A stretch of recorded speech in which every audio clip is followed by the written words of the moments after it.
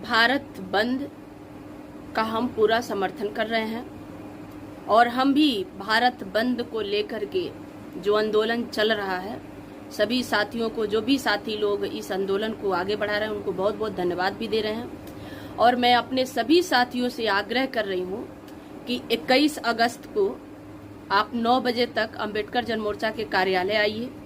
कार्यालय से हम अंबेडकर चौक तक पैदल मार्च करते हुए विरोध प्रदर्शन में हम चलेंगे और बाबा साहब को प्रतिमा पर हम माल्यार्पण करेंगे और वहीं से हम अपना सभा को संबोधित करते हुए ज्ञापन देंगे।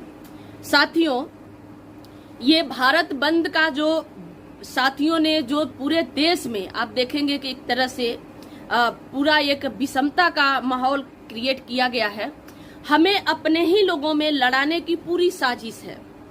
सरकार या सुप्रीम कोर्ट के पास तो ये उनके पास तो अधिकार ही नहीं था, लेकिन वो हमें लड़ाने के लिए, वो हमारे ही लोगों में बांटने के लिए, फूट डालने के लिए उन्होंने ये षड्यंत्र रचा है। आपको मैं बताऊंगी कि एक लोगों के पास मान लीजिए 5 खाने वाले हैं, 2 रोटी रखा गया है। एक जगह पर 3 खाने वाले हैं, 1.5 रोटी रखा गया है। एक जगह पर 2 लोग खाने वाले हैं और 1 रोटी रखा गया है। सरकार या सुप्रीम कोर्ट जिन्होंने फैसला सुनाया धड़ल्ले से, वो ये व्यवस्था नहीं कर रहे हैं कि जहां 5 लोग खाने वाले हैं, 2 रोटी रखा गया है, वहां रोटी बढ़ाई जाए। वो ये नहीं कह रहे हैं कि जहां 3 लोग खाने वाले हैं, 1.5 रोटी रखा गया है, तो रोटी बढ़ाई जाए। वो ऐसा नहीं कर रहे हैं कि जहां 1 रोटी रखी गई है, 2 लोग खाने वाले हैं, तो वहां भी रोटी बढ़ाई जाए।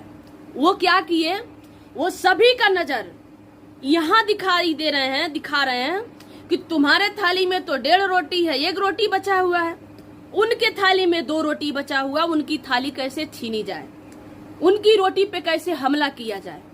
ये जो सुप्रीम कोर्ट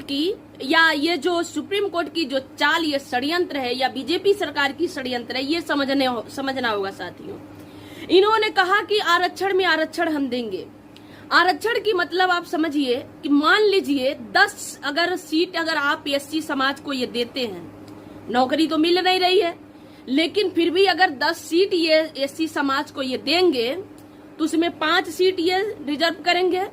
जो महादलित हैं, जो ये कह रहे हैं कि आरक्षण में आरक्षण देने की, उनको 5 सीट रिजर्व करेंगे और 5 सीट थोड़ा बहुत जो सबल लोग हैं उनको ये रिजर्व करेंगे।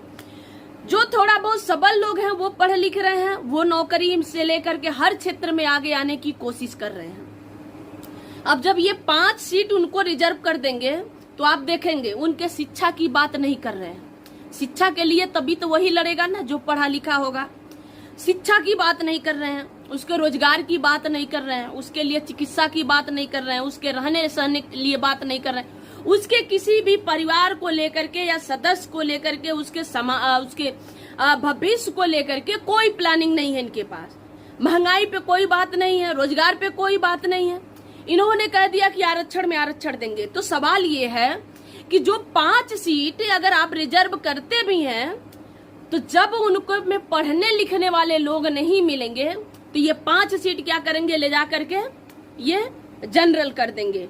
ये 5 सीट में तो वो नहीं आ सकते जो थोड़ा बहुत एससी समाज के, जो थोड़ा बहुत सबल हैं, लेकिन ये 5 सीट में जब कह देंगे कि कैंडिडेट ही नहीं मिला, इसमें तो योग्य कैंडिडेट ही नहीं है, तो उस सीट को ले जा करके जनरल पे ये ले जाके भरेंगे। मतलब हमारी जो थाली में रोटी पड़ी है, रोटी बढ़ाने की नीयत नहीं है इनकी, उस रोटी पर इनकी नजर लगी हुई है कि किसी तरह से छीन लिया जाए। साथियों, इसलिए आप सभी से आग्रह है, इसको समझना पड़ेगा, ये बहुत बड़ी षड्यंत्र है और भारत बंद का विरोध आप सभी लोगों को, चाहे जहां भी हैं, भारत बंद का जो प्रदर्शन है ये आप सभी को करना है। हम विरोध प्रदर्शन करेंगे, भारत बंद करने का हम पूरा ऐलान करते हैं और हम जो ये विरोध प्रदर्शन जो सुप्रीम कोर्ट ने जो सुनाया है, ये जो उन्होंने आरक्षण में आरक्षण, कोटा में कोटा देने की जो उन्होंने सुनाया है फैसला, इस फैसला के विरोध में हम विरोध प्रदर्शन कर रहे हैं। साथियों, आप सभी से आग्रह है कि आप हमारे वीडियो को ज्यादा से ज्यादा शेयर करिए। आप 21 तारीख को आप जहां भी हैं वहां से हमारा साथ दीजिए। साथियों, यहाँ के लोग, यहाँ के पुलिस आप देख रहे हैं कि पहले से ही ये कोशिश कर रहे हैं। हो सकता है कि हमारे घर पे छापा भी मरवा सकते हैं, हम लोगों को जेल भी भेज सकते हैं, लेकिन हम डरने वाले नहीं हैं। हमें लड़ना पड़ेगा साथियों।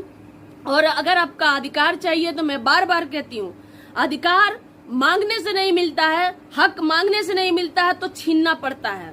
इसलिए आप सभी से आग्रह है कि अपनी हक, अपनी आजादी, अपनी लड़ाई लड़ने के लिए आप आगे आइए। हम अम्बेडकर जन मोर्चा के राष्ट्रीय अध्यक्ष के तौर पर हम आप सभी लोगों से आग्रह कर रही हूँ कि हमारे संगठन के लोग, हमारे